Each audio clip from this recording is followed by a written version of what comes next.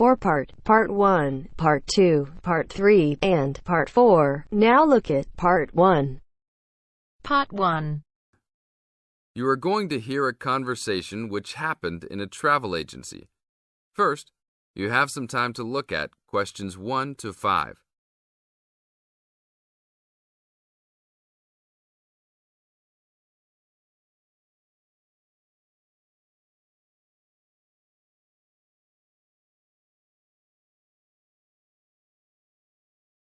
Now we will play the recording.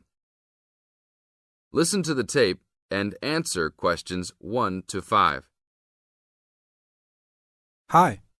I would like to make a reservation for a round-trip plane ticket from London to New York. Welcome to the Student Travel Agency. London to New York. Let me see if we have any student specials for that flight. Yes, we do in fact. What days would you like to fly? I am looking for a flight around the 10th of October or so. And how about your return date?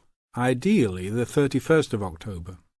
Let me check our computers to see if these dates are available. Are you looking for economy class or first class? Economy class will be just fine. We have an open flight on the 10th, but for your returning flight, the 31st of October is already fully booked. If you want to upgrade to first class, there are openings for the 31st. Just a few seats left, though. How much do I have to add for first class? First class will be around 20 to 25% more. Well, that is not worth it. I would rather just fly on another day. Do I have any other options? There are open seats back to London on the 1st of November. There are openings for first class that day too. No, I won't be able to do that because I have to work. Is there anything before the 31st? Maybe the 30th or 29th? Let me check. You can fly on the 29th, but not the 30th. The 29th is a little bit early.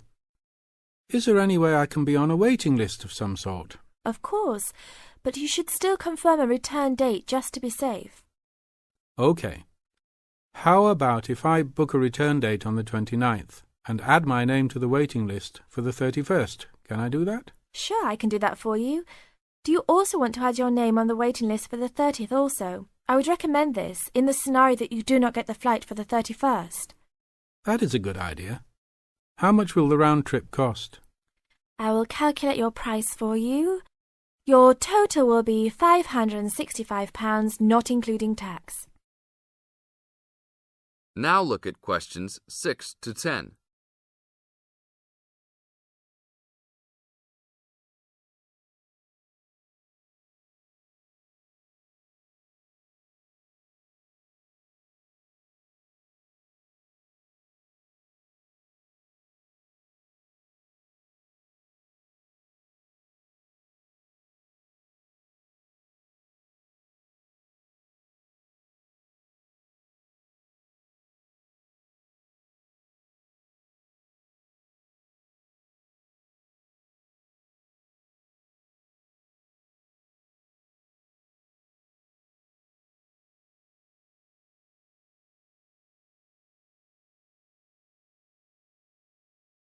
Now listen to the tape and answer questions 6 to 10. That's not too bad. Is there any discount for students? That is already including the discount. Without the discount, the price is easily over £600. OK, that sounds good then. Please put me down for those dates. I will need your information.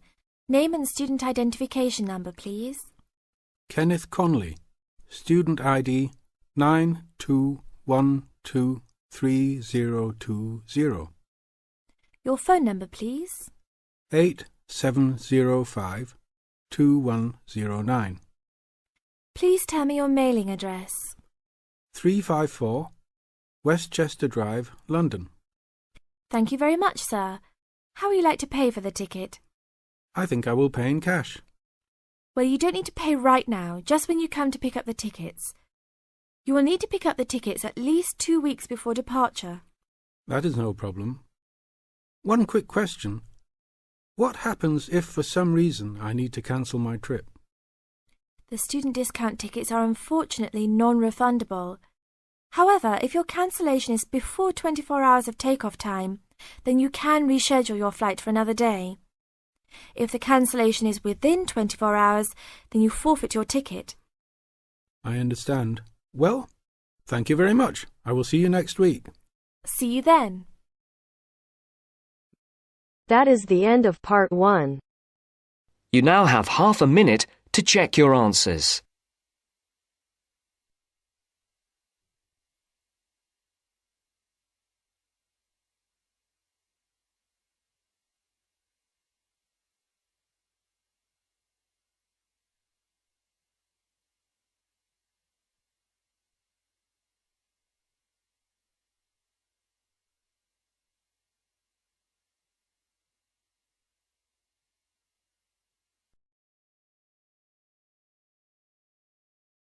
Now turns to part 2. Part 2. You will hear a talk by a counsellor on plans for the development of an old industrial site. First, you have some time to look at questions 11 to 13.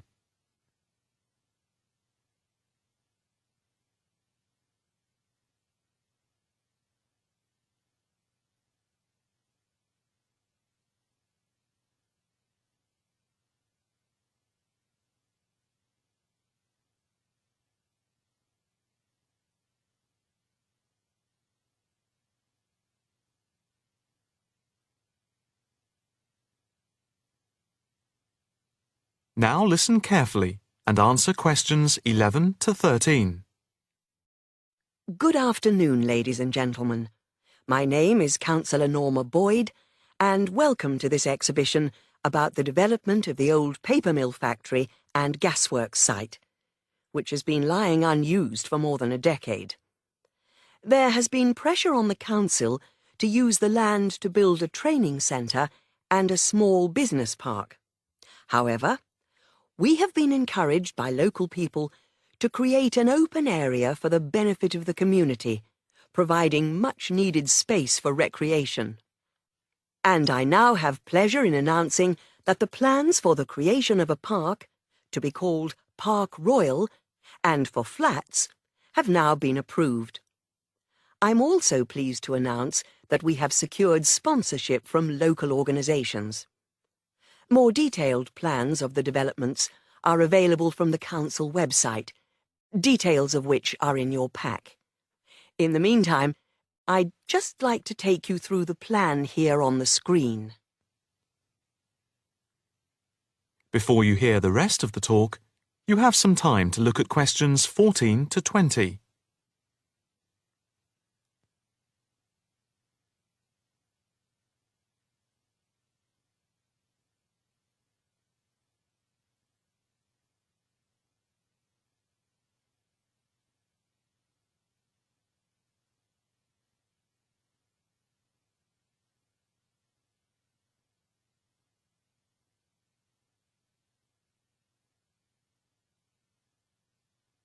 Now listen carefully and answer questions 14 to 20.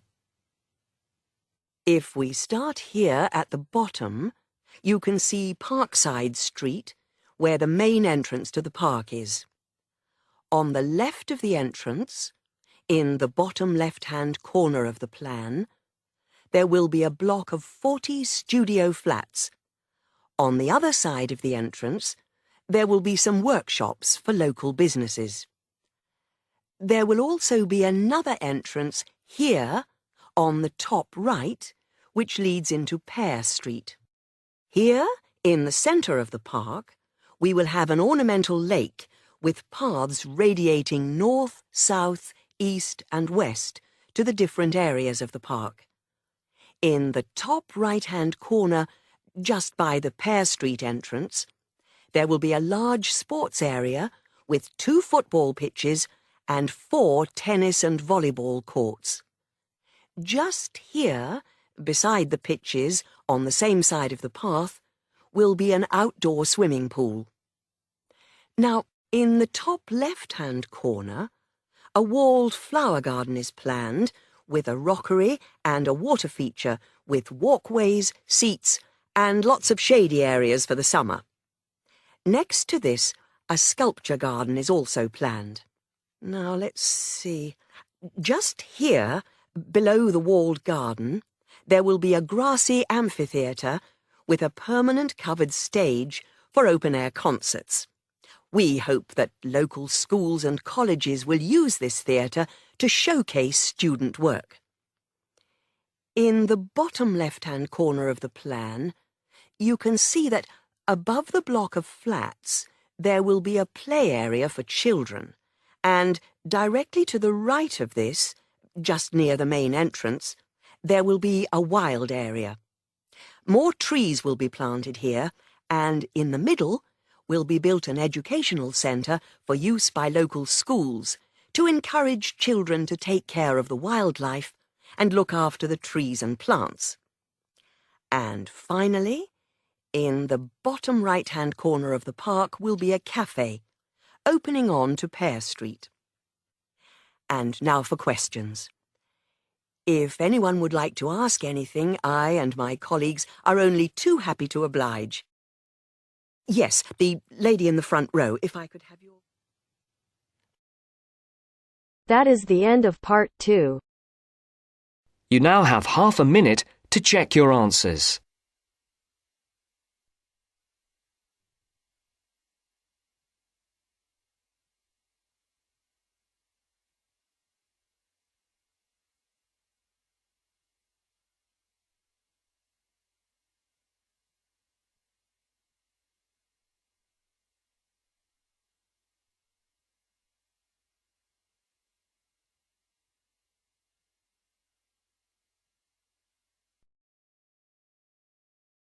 Now turns to part 3. Part 3. You will hear a conversation between Wolfgang and his new friend Mary, who has already been at the college for a few months. In the first part of the conversation, they're talking about a social activity program at college. First, you have some time to look at questions 21 to 26.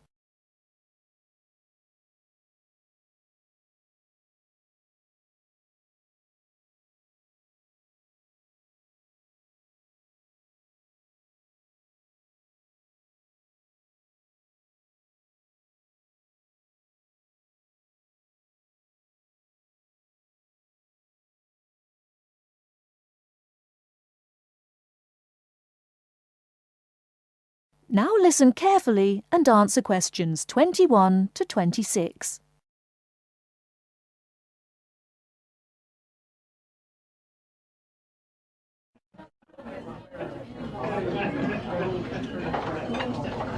Hi, Wolfgang. Ah, Mary, how are you? Oh, fine. How's it going?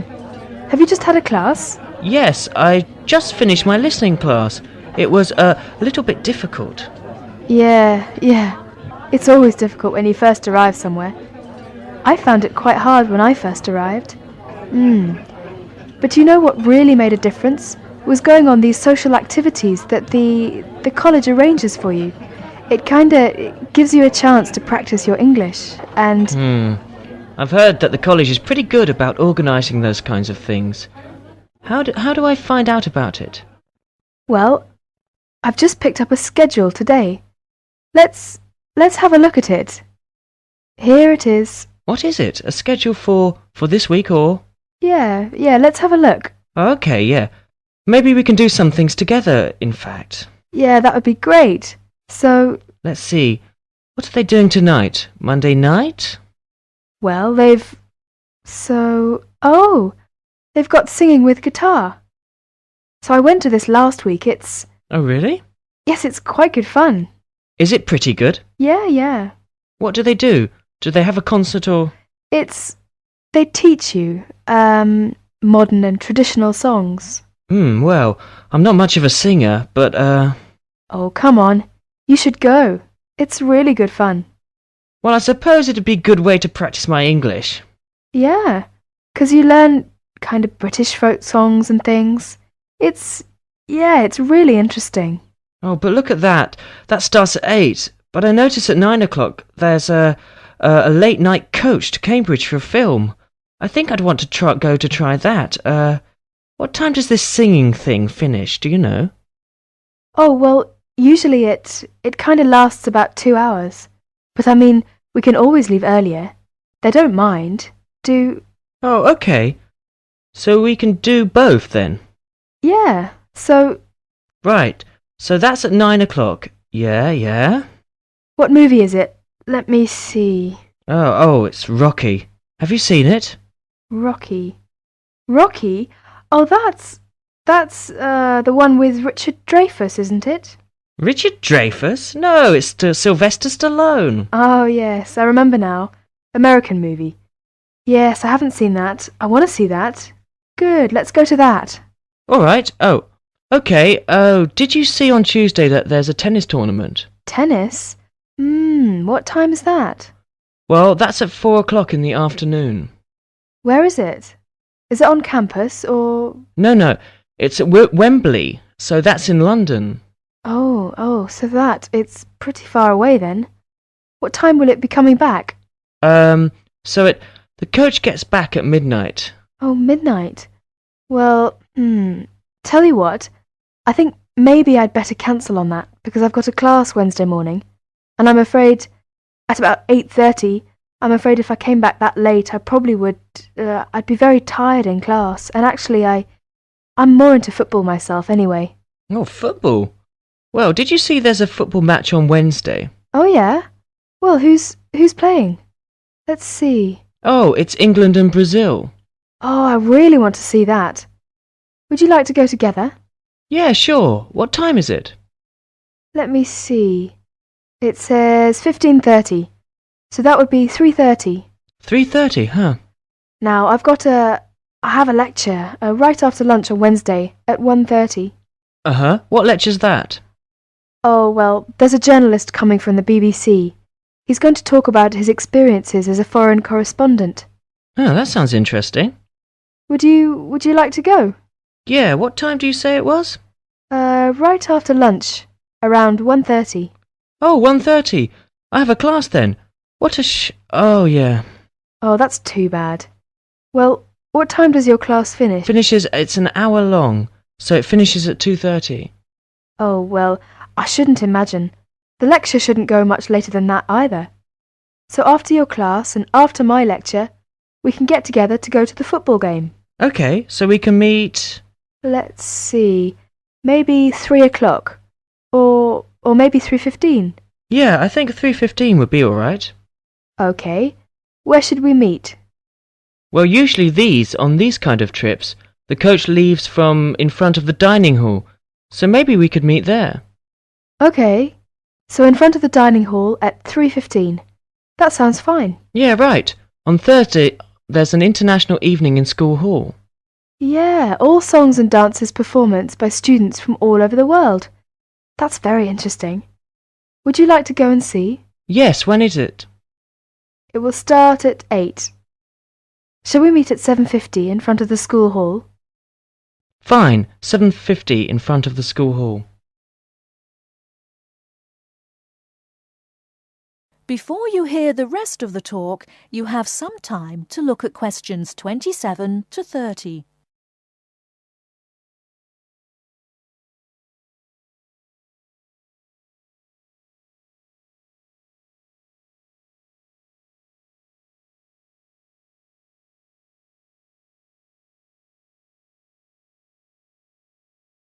Now listen and answer questions 27 to 30.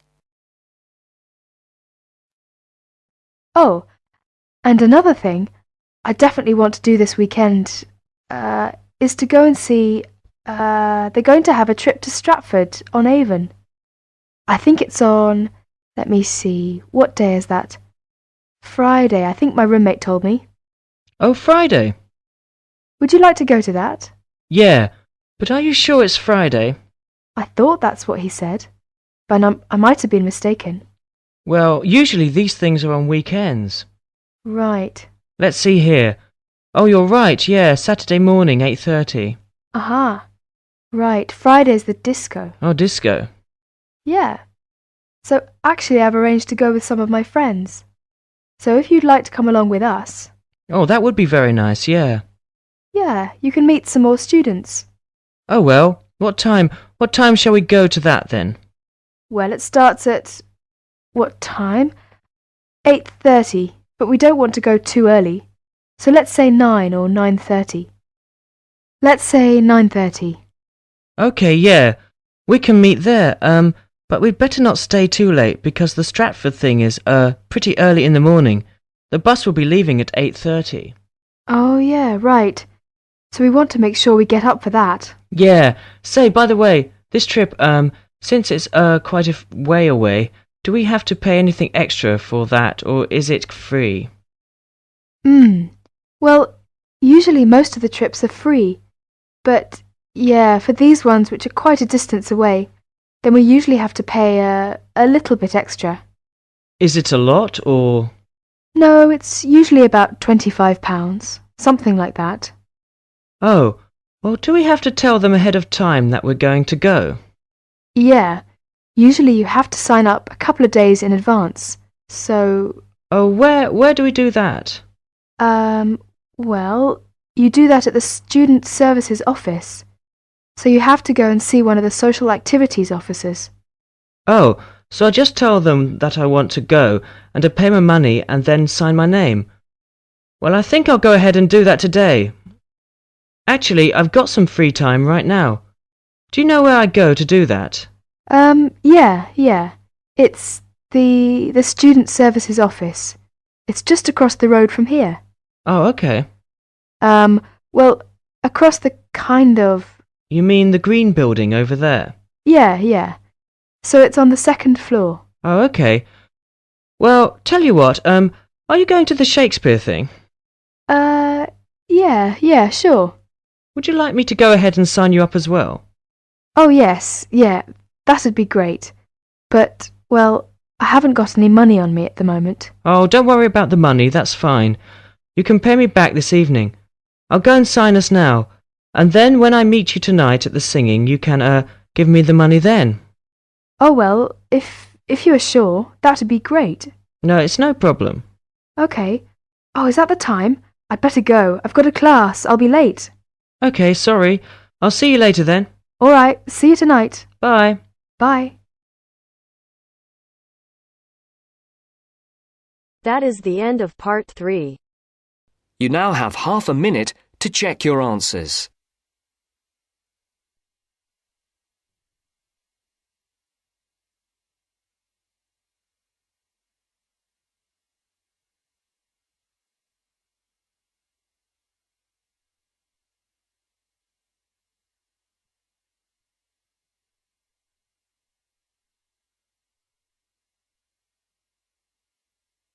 Now turns to part 4. Part 4. You're going to listen to a talk about tea in the UK. First, you have some time to look at questions 31 to 40.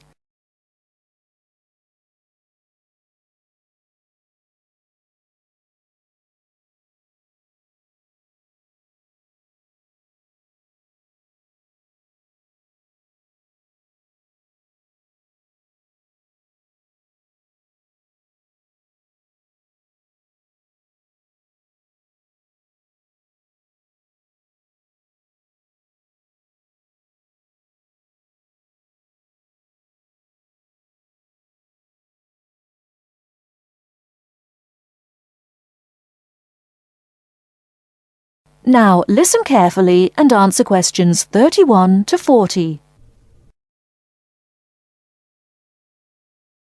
During the 1930s, there was a popular song which had the title Everything Stops for Tea, and to millions of British people, a restful cuppa is still an ideal way to relax for a few minutes from the rigours of the day.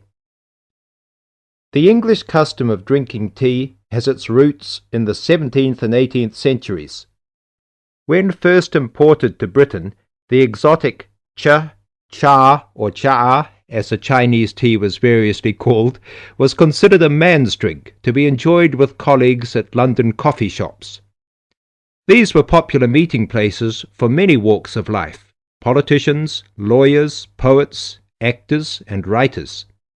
Many London clubs began in this manner, and the famous Lloyd's Insurance underwriters started out as Lloyd's Coffee House.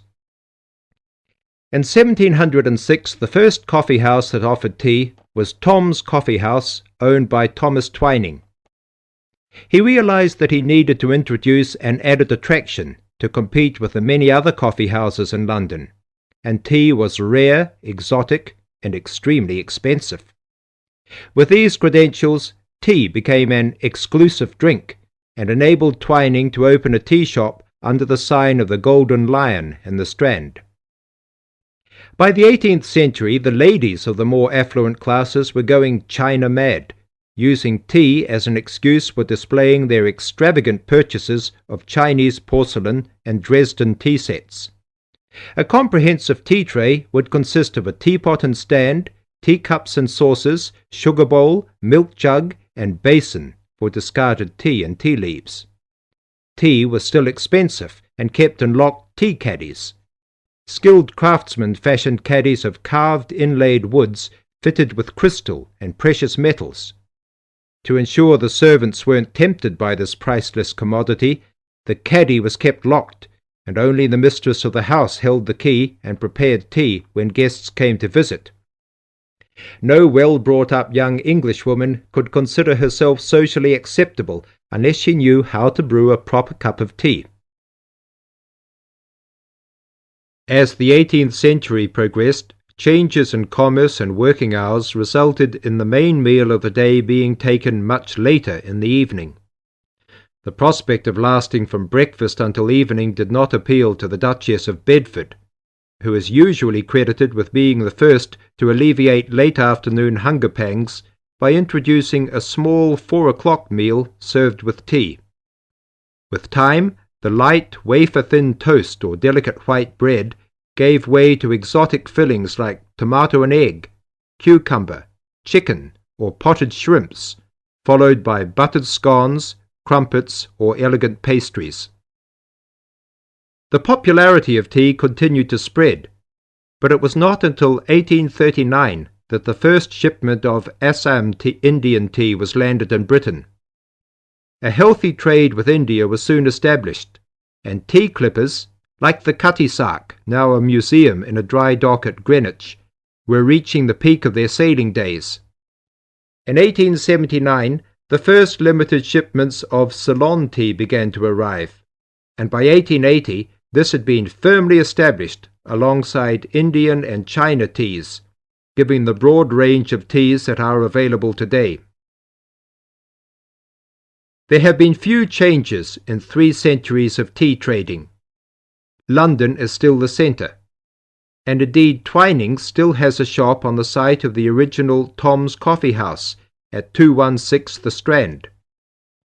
The name Twining has been linked with tea for over 280 years. Indeed, it was Richard Twining, in his capacity as chairman of the dealers of tea, who in 1784 persuaded Prime Minister William Pitt to reduce the high tax on tea, making the beverage more accessible to the general public. That is the end of part 4.